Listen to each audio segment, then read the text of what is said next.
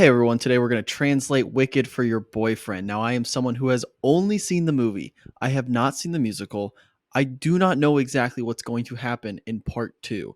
But in case you want to drag your boyfriend to the theater to go watch Wicked part two, I'm going to break down part one using terms that he will understand. So, yeah, the rest of this video is for the fellas. So, if you're watching over your girlfriend's shoulder, just watching by yourself, what's up? We're going to start with the characters.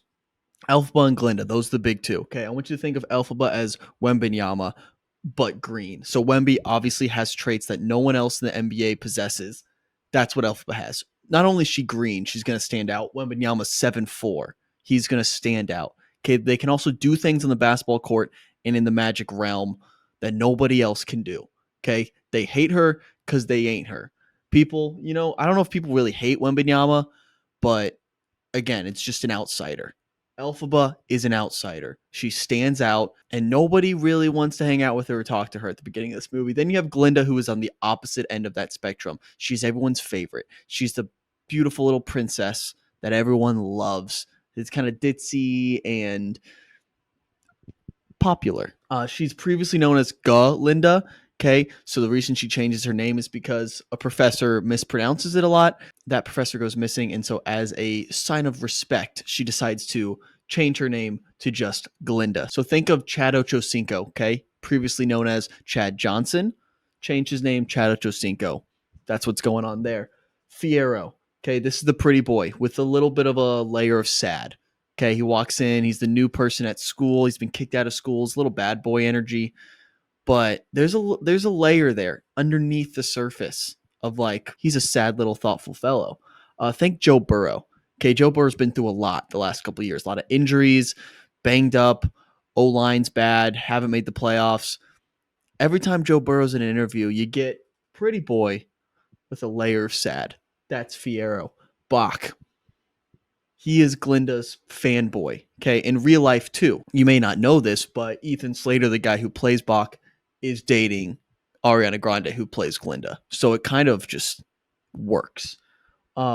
Think of him as Brian Windhorst to Glinda's LeBron. If Glinda's LeBron, Bach is Brian Windhorst. He built his career, built his entire personality around pleasing Glinda. Windhorst built his career around following LeBron everywhere. And it worked out well for him, so you can't really knock him too hard for that. But anyways, Nessa Rose. This is Elphaba's little sister. She is in a wheelchair. I wasn't really going to make a comp to that. She's just in a wheelchair. She is the lesser sibling to Elphaba. Think LiAngelo Ball. Okay, if Elphaba is Lonzo or LaMelo, who's still kicking in the league, Nessa Rose is LiAngelo. Just kind of the outside, like, what am I doing here? Why am I part of this now? So she's going to look for a new route to be relevant, I think, which LiAngelo did with his rapping. So we'll see what Nessa Rose has up her sleeve in part two. Madame Morrible, she's the Aaron Rodgers, just retire. She has no reason to be here. She can't, again, if I'm looking at the actress's standpoint, I love Michelle Yeoh. She should not be in the same soundtrack as Cynthia Erivo or Ariana Grande. Just, it's not fair to put her in that position. Aaron Rodgers should not be out there. He's 45 years old. Get him off the field. Get him. It's sad. It's sad sometimes to see. Dr. Dilliman, he is a goat, first of all, in this movie. He's an animal. I want you to think of him as Brian Flores. Now, Brian Flores, not for his defensive coordinating for the Minnesota Vikings, my Minnesota Vikings, but because he is in a lawsuit with the league. Okay, he is suing the NFL actively. The league doesn't like that.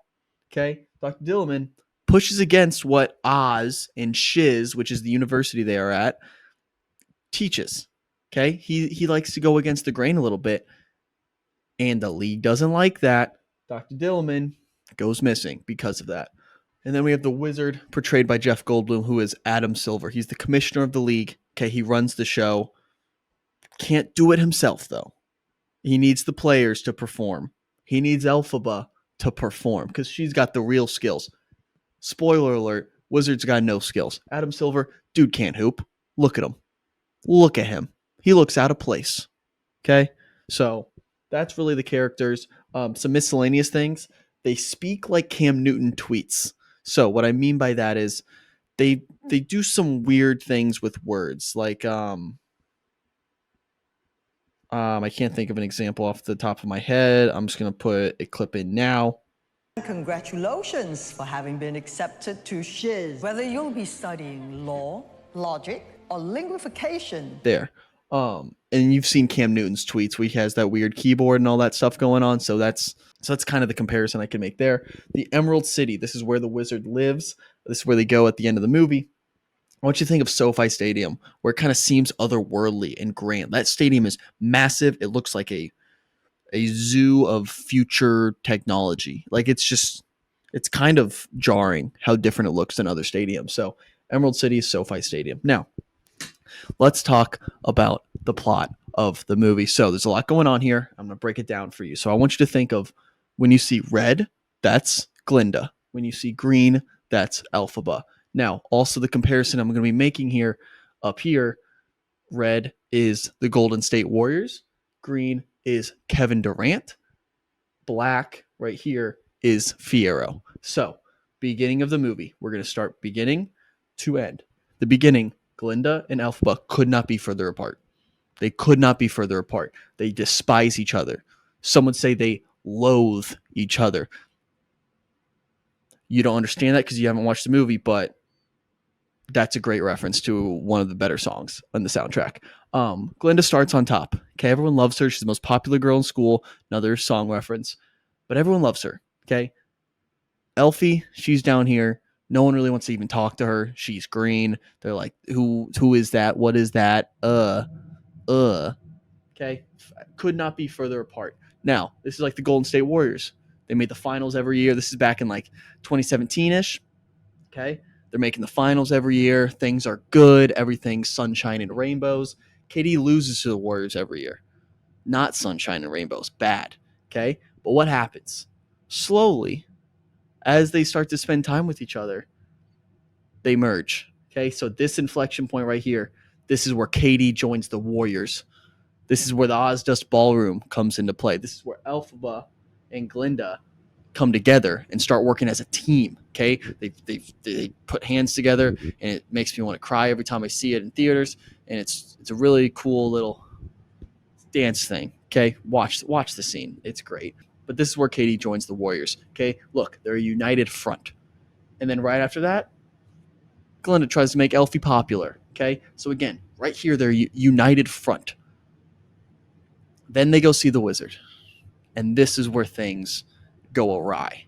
Okay, so when they go meet the wizard, this is what they find out. Elphaba is the only one with powers. The wizard, useless. Glinda, useless. Madame Morrible, useless. Okay, the wizard wants to use all the animals to spy on the people and take over the world. Kind of. Elphaba is like, no, not on my watch. Okay, Glinda's like, I don't have any powers. This is kind of my only way to be in front of people and make change. Like, her way of making change is by being a popular. She weaponizes popularity. Okay, that's her superpower. Elphaba has superpowers. Okay, so this is where they tiff a little bit.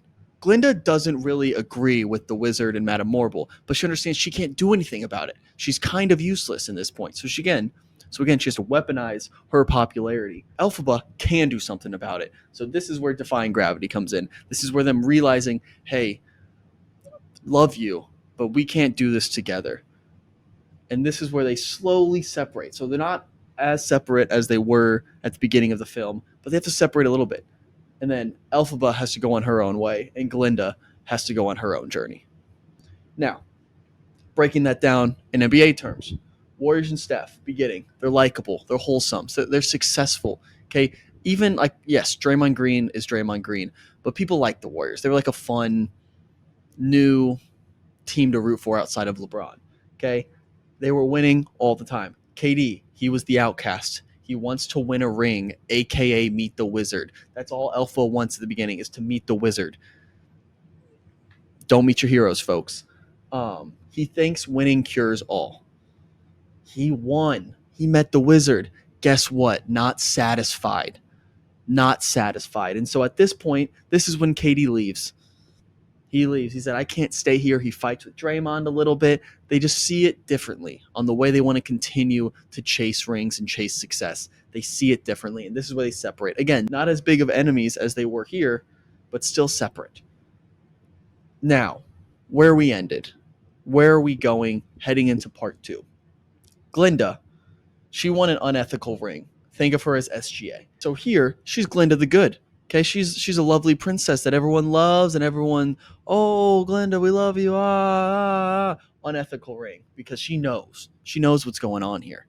Okay, so it's still a ring. She got what she wants. Elphaba is on the run. Think of it like an innocent OJ, but she traded out the Ford Bronco for a broom. Okay, she's on the run. Everyone's trying to track her down. And then at this point, the Wizard is trying to keep animals out of the league. This is like if Adam Silver stepped in and was like, we got to keep the Europeans out of the league. They're ruining our game because they can do stuff that we can't do. Luka, Wemby, the others, they're doing stuff that us Americans can't, and we got to keep them out of the league. That's what's happening. That's what the Wizard of Oz is trying to do at this point. So that's where we leave these three. Everyone else is just kind of confused, like what's going on. Fiyero, Bach, I don't know what's going to happen with all of them. That's basically what's going on in Wicked Part 1. I'll return after Part 2 for my reaction. But yeah, hopefully this helps. If your girlfriend made you watch this, hey man, she's a keeper. Okay, go watch the movie with her. Enjoy. It's a fun time. And listen to the soundtrack. Because if you think, oh, I'm too cool for that, grow up. Grow up. Okay? See you in the theaters.